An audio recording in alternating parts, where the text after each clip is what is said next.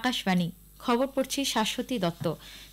বিশেষ খবর হলো প্রধানমন্ত্রী নরেন্দ্র মোদী আজ ভিডিও কনফারেন্সিং এর মাধ্যমে বিকশিত ভারত বিকশিত মধ্যপ্রদেশ কর্মসূচিতে বক্তব্য রাখবেন। সেখান থেকে তিনি 17,500 কোটি টাকারও বেশি মূল্যের একাধিক উন্নয়নমূলক প্রকল্পের উদ্বোধন ও শিলান্যাস করবেন। আসন্ন লোকসভা নির্বাচনে দলীয় প্রার্থীদের নাম চূড়ান্ত করতে বিজেপির কেন্দ্রীয় নির্বাচনী সমিতি আজ নতুন দিল্লিতে বৈঠকে বসছে। 4 দিনের ওড়িশা সফররত রাষ্ট্রপতি দ্রৌপদী মুর্মু আজ ময়ূরভঞ্জ, কেওনঝর, কটক, ভুবনেশ্বর এবং সম্বলপুরে বিভিন্ন কর্মসূচিতে অংশ নেবেন। ঝাড়খণ্ডের জামতারা জেলায় কালাছড়িয়া হল্টের কাছে ট্রেনের ধাক্কায় কমপক্ষে 12 জনের মৃত্যু হয়েছে, শোক প্রকাশ রাষ্ট্রপতি ও প্রধানমন্ত্রীর। মধ্যপ্রদেশের জাতীয় শুটিং ট্রায়ালে ভারতের তারকা শুটার আসি চোকসি মহিলাদের 50 মিটার রাইফেল 3 পজিশনে নতুন বিশ্ব রেকর্ড করেছেন। মহিলাদের প্রিমিয়ার লিগ WPL প্রতিযোগিতায় গতকাল ইউপি ওয়ারিয়র্স 7 উইকেটে মুম্বাই ইন্ডিয়ান্সকে হারিয়ে দিয়েছে। আসছে বিস্তারিত খবরে। প্রধানমন্ত্রী নরেন্দ্র মোদী আজ ভিডিও কনফারেন্সিং এর মাধ্যমে বিকশিত ভারত বিকশিত মধ্যপ্রদেশ কর্মসূচিতে বক্তব্য রাখবেন।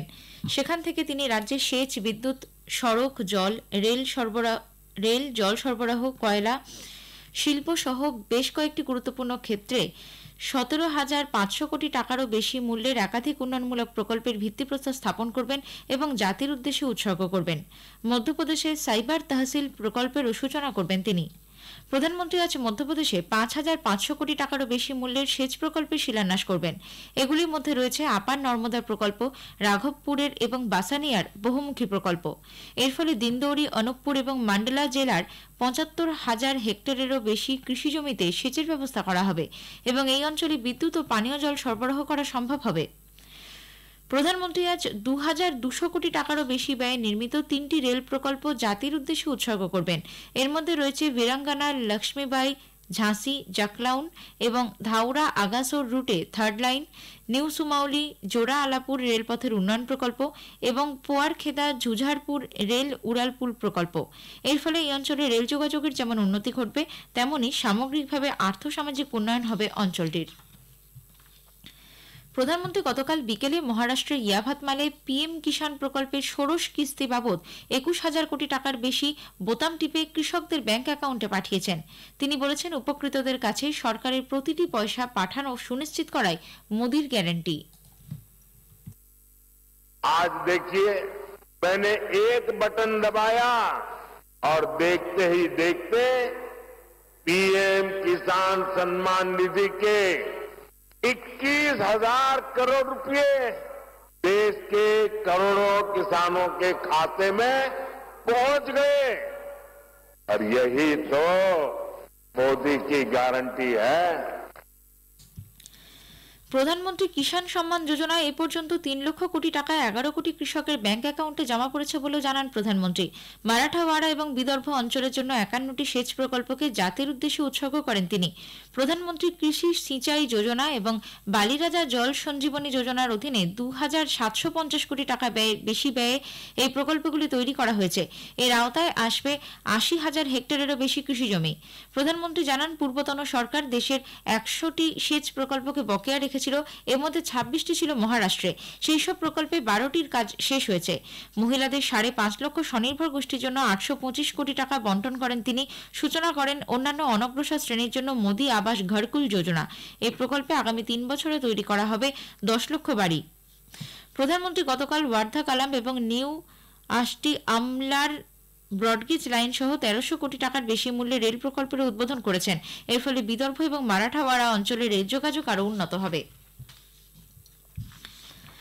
আসন্ন লোকসভা নির্বাচনে দলীয় প্রার্থীদের নাম চূড়ান্ত করতে বিজেপির কেন্দ্রীয় নির্বাচনী সমিতি আজ নতুন দিল্লিতে বৈঠকে বসছে।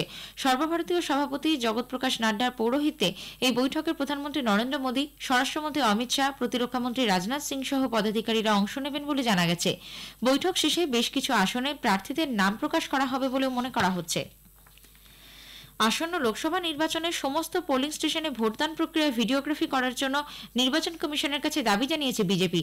কেন্দ্রীয় মন্ত্রী অশ্বিনী বৈষ্ণবের নেতৃত্বে বিজেপির একটি প্রতিনিধি দল গতকাল নতুন দিল্লিতে কমিশনের কাছে এই দাবি জানায়। পরে সাংবাদিকদের শ্রী বৈষ্ণব বলেন, বুথে ভিডিও রেকর্ডিং এর হার 50 থেকে বাড়িয়ে 100% করার দাবি জানিয়েছেন তারা। এর ফলে ভোটদানের সময় কি কি ঘটছে তা যথাযথভাবে ধরা থাকবে। দেশে গণতন্ত্রের প্রতি আস্থা বাড়বে মানুষের।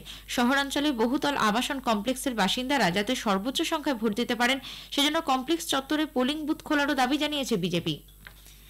যুব সম্প্রদায়কে ভোটদানে আরও উৎসাহিত করার লক্ষ্যে সদর্থক ভোটার সচেতনতা অভিযান মেরা পেহলা ভোট দেশকে নিয়ে দেশজুড়ে বিভিন্ন উচ্চশিক্ষা প্রতিষ্ঠানগুলিতে আয়োজিত হচ্ছে।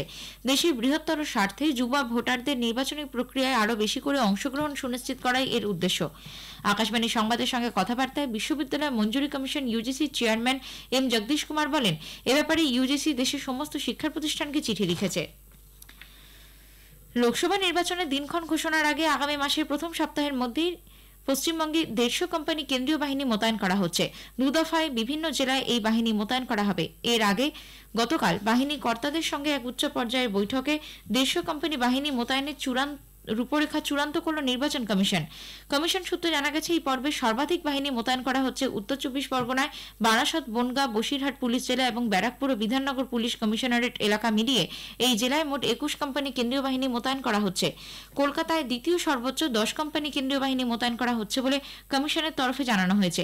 এছাড়া হাওড়া লোকসভা এলাকায় 6 কোম্পানি, হুগলিতে 4 কোম্পানি, ডায়মন্ড হারবারে 3 কোম্পানি, পূর্ব মেদিনীপুরে 7 কোম্পানি, পশ্চিম মেদিনীপুরে 5 কোম্পানি কেন্দ্রীয় বাহিনী মোতায়েন করা হচ্ছে। জনসাধারণকে তাদের লোকসভা কেন্দ্রের বিশদ তথ্য এবং সেই এলাকায় চালু থাকা বিভিন্ন কেন্দ্রীয় সরকারি প্রকল্প এবং তাদের উন্নয়ন সম্পর্কে অবহিত করতে আকাশবাণী কলকাতার সংবাদ বিভাগ শুরু করেছে বিশেষ অনুষ্ঠান ভারত বিকাশ ডায়েরি। প্রতিদিন রাত 8:50 মিনিটে গীতাঞ্জলি প্রচার তরঙ্গে শুনুন 10 মিনিটের এই অনুষ্ঠান। আমাদের সোশ্যাল মিডিয়াতেও অনুষ্ঠানটি সরাসরি শোনা যাচ্ছে। আজকের প্রতিবেদনে থাকছে ডায়মন্ড হারবার ও জয়নগর লোকসভা কেন্দ্র। রাষ্ট্রপতি দ্রৌপদী মুর্মু 4 দিনের সফরে গত সন্ধ্যায় ওড়িশা পৌঁছেছেন। ঝাড়খণ্ডের রাঁচি থেকে ভারতীয় বায়ুসেনার হেলিকপ্টারে নিজের জেলা ময়ূরভঞ্জে পৌঁছলে তাকে স্বাগত জানান ওড়িশার রাজ্যপাল রঘুবর দাস, কেন্দ্রীয় মন্ত্রী বিশ্বেশ্বর টুডু সহ বরিষ্ঠ আধিকারিকেরা। এরপর শ্রীমতী মুর্মু খিচিংয়ের কিচিকেশ্বরী মন্দিরে পুজো দেন। রাষ্ট্রপতি হওয়ার পর এটিই তার প্রথম এই তীর্থ দর্শন। ময়ূরভঞ্জ, কেওনঝাড়, কটক, ভুবনেশ্বর এবং সম্বলপুরে শ্রীমতী মুর্মুর আজ বিভিন্ন কর্মসূচিতে অংশ নেওয়ার কথা। ময়ূরভঞ্জের রায়রঙ্গপুরে কেন্দ্রীয় সরকারের একটি হলিডে হোম ছাড়াও একগুচ্ছ সড়ক প্রকল্পের শিলান্যাস করবেন তিনি। এই অনুষ্ঠানে বারসাহিতে একটি একলব্য আদর্শ আবাসিক বিদ্যালয়ের উদ্বোধন করবেন। ভুবনেশ্বরে উৎকল বিশ্ববিদ্যালয়ের 53তম সমাবর্তনেও আজ উপস্থিত থাকবেন শ্রীমতী মুর্মু। খবর শুনছেন আকাশবাণী থেকে। ঝাড়খণ্ডের জামতারা জেলার কালাছড়িয়া হল্টের কাছে ট্রেনের ধাক্কায় কমপক্ষে 12 জনের মৃত্যু খবর পাওয়া গেছে। যদিও রেলের তরফে এখনো পর্যন্ত 2 জনের মৃত্যুর কথা বলা হয়েছে। গুরুতর জখম হয়েছেন বেশ কয়েকজন। প্রাথমিকভাবে পাওয়া খবর অনুযায়ী অঙ্গ এক্সপ্রেসের চালক ধোঁয়ার মতো ধুলো উঠতে দেখে আগুন লেগেছে ভেবে ট্রেন থামিয়ে দেন। সেই সময় হুড়মুড় করে নেমে আসেন বেশ কয়েকজন যাত্রী। পাশের সমান্তরাল লাইন ধরে ছুটে আসছিল ঝাঝা আসানসোল মেমু লোকাল। সেই ট্রেনের নিচে কাটা পড়েন অনেকে। খবর পেয়ে ঘটনাস্থলে ছুটে যায় পুলিশ, রেলকর্তা এবং চিকিৎসক দল। বিশদ তথ্য এখনো পাওয়া যায়নি। পূর্ব রেলের মুখ্য জনসংযোগ আধিকারিক কৌশিক মিত্র জানিয়েছেন, এ ব্যাপারে তদন্ত কমিটি গঠন করেছে রেল।